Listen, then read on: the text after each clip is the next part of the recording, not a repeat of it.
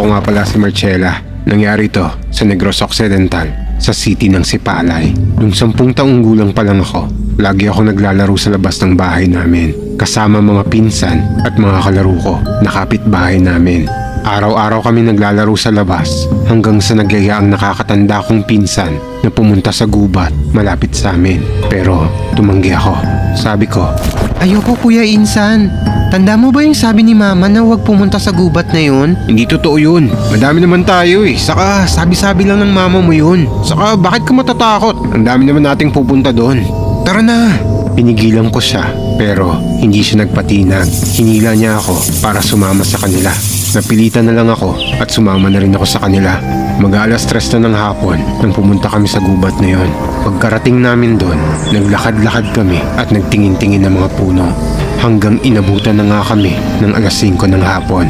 Dito ko na sinabihan yung pinsan ko na umuwi na kami. Pero hindi siya nakinig. Sabi niya pa sa akin, "Bakit takot na takot ka? Alam mo, di totoo yung mga sinasabi ni tita. Yung nilalang na nagpapayong." "Haka-haka lang yun. Ano ka ba? Magpapayong sa gubat? Okay ka lang?" "Dali na, umuwi na tayo. Iba na pakaramdam ko rito." Pero hindi pa rin siya pumayag. Bandang alas 5:30 habang naglalakad kami sa loob ng gubat,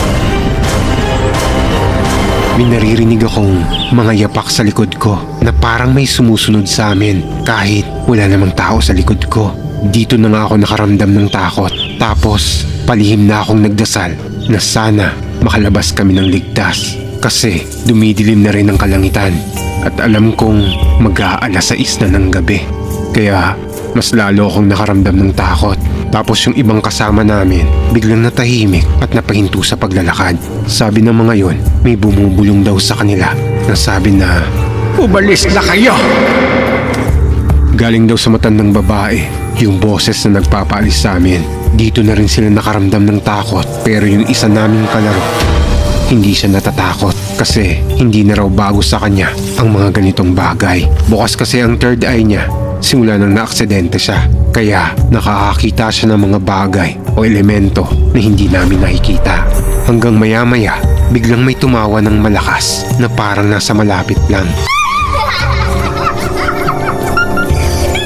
Kaya natakot kami at dali-dali kami nagsitakbuhan palabas ng gubat. Sa kalagitnaan ng pagmamadali namin, napahinto kami nang biglang